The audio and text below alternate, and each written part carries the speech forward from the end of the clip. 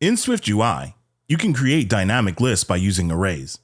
Let's take a look at how to create a dynamic list using an array. In order to make this list dynamic, we need to create a character struct to hold our character information. In SwiftUI, the only requirement for creating a dynamic list is that the data must be uniquely identifiable.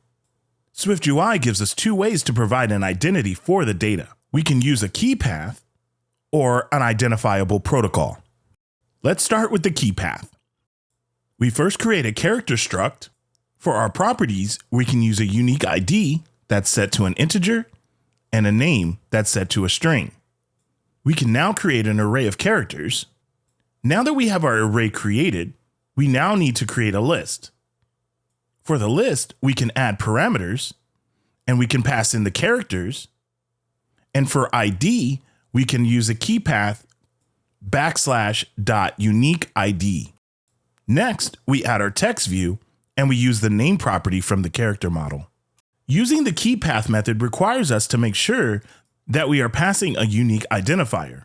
Let's look at how we can use the identifiable protocol to make the process easier. First, let's update our character struct to subclass the identifiable protocol.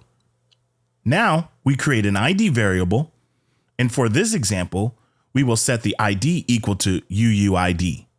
Next, we will create our characters array. With our characters now in an array, we can now create a list by starting with list. Inside of the params, we will pass our characters array. And finally, we will add our text view and use the name property from character. I hope you found this video helpful. If so, please give it a like and subscribe to the channel.